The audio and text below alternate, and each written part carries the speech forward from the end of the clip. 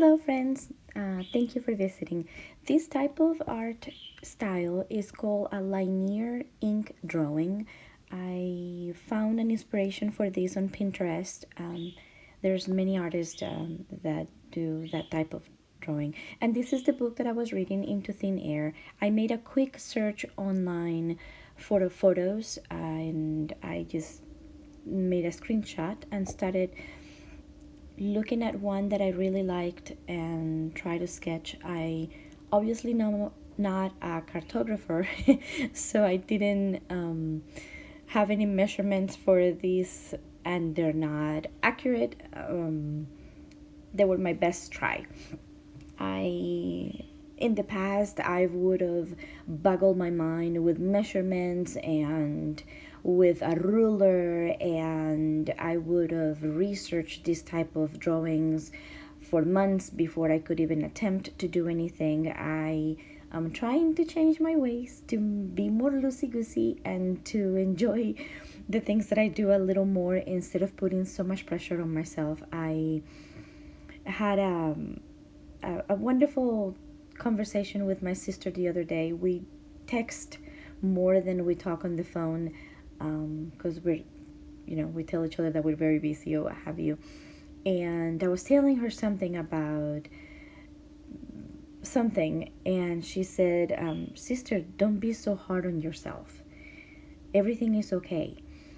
And I finished the conversation with her, and then I started crying because I realized she's right. I am very hard on myself. So in doing these drawings, I wanted to do it as relaxed as possible. There was no real plan, and I just went with it, and I am happy. You'll see here, this is the final result for that view. This is a view from base camp. Now this is the second drawing, and I wanted to tell you guys, this book was gifted to me by my friend Jill. We belong to a very, very tiny book club, and I love those two ladies that read the books with me. This book was amazing. When I received it, I thought, oh no, another one of those memoirs. And I just don't like memoirs for some reason. I read them because I know sometimes I'm very interested in a certain topic, and then I'll read them, but I thought I was going to be bored, and boy was I wrong. This author tells you the story in the way that he lived it.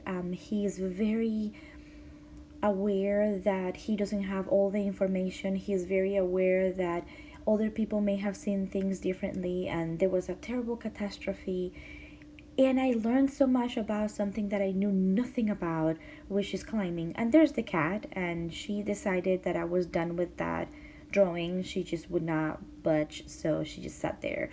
And at the end, I figured, okay, well, I am done. And here's the final result. Kitty told me when to stop. And then there's the third one. This one is from the view from Nepal. That was the title of that particular photo. But yeah, this man climbed the 20,000 and something feet to the peak at a great cost. The Everest mountain is in the border between China and Nepal, and even a quick look at YouTube, some of the videos are just truly, truly amazing. It was a wonderful book, and I already got Into the Wild by him, and I'm gonna read it soon. So I hope that you are inspired to pick up this book. It was just amazing. The way that he gives you history and his personal accounts, I really appreciated his candor. It was wonderful. And here is the final result for this particular one. So this is the book, Into Thin Air by Jon Krakauer. I had to repeat that intro so many times because I kept saying his name wrong. I might still have said it wrong. Sorry if he ever, for whatever miracle, listens to this video and says, my gosh, he really murdered my last name. I'm sorry. But you did a great job. I really, really like this book. I was, like I said before, I was shocked that I liked it this much. I I am someone who doesn't have a lot of great physical abilities. I am more of the reading, embroidering, riding the bicycle in the park type, not so much the climbing, risking your life for your hobbies kind. I also like drawing, as you saw in the video. Um, I believe that the biggest take for me with reading this book is that duality of, yeah, we have, in this day and age, sometimes we have access to things that we can't do. Maybe we have a little bit of financial freedom to do certain things, or we have a platform to say certain things. Whether or not they should be said or those things should be done, that's where the critical thinking part of everyone comes. I was shocked to hear him say not that long ago that his biggest regret in life was going on to that trip. And I feel for him, because we all have had that one thing that we really wanted to do, or that job that we really wanted it to have, or that one person we really wanted it to date, and then it turned out to be disastrous. And sometimes we had moments when we thought, I should quit, or I should leave, or I know I've had those moments when I'm having a conversation with someone and I think, oh my gosh, this is not what I wanted it to say. Or I am having a relationship with someone and I'm thinking, this is not good for me. Even with all these experiences in this past job, where it was so wonderful for so long and then it wasn't, and I was not ready to let go of, but it was so good before. It could be like that again, and thinking that I could fix the problem and I could make it better, and obviously if I had a better attitude then things will get better. But there are times when both people or both circumstances or both sides have to be willing to make enough of a change for it to work.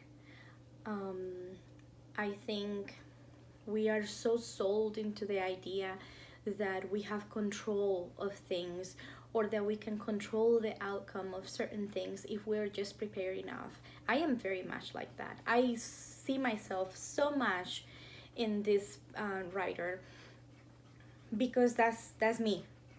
I research things, I practice things, and I want to make everything just so perfect and just so, because if I control everything about one small project, then it's gonna be wonderful, and sometimes it's not.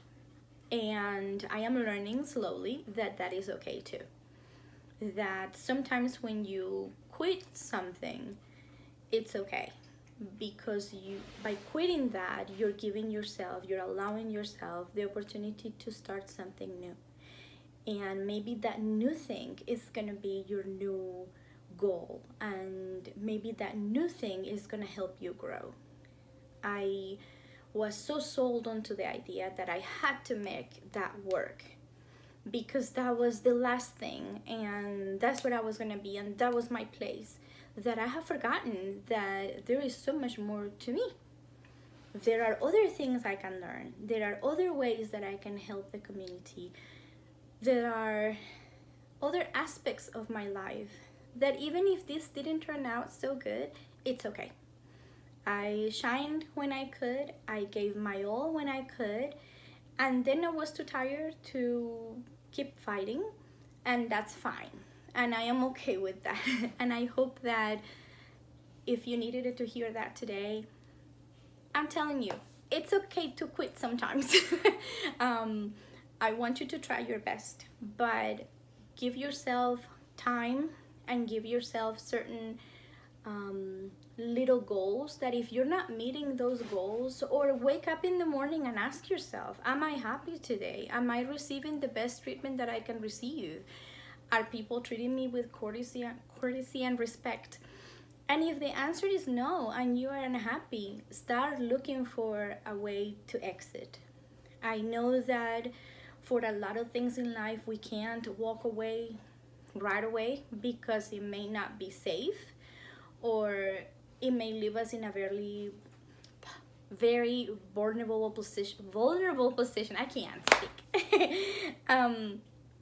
If you feel that quitting right away, or leaving right away, or changing something fundamental right away is going to leave you vulnerable, then give yourself some time to find the resources to make that change. I am extremely blessed and fortunate that I have my husband, my children, my parents, my sister,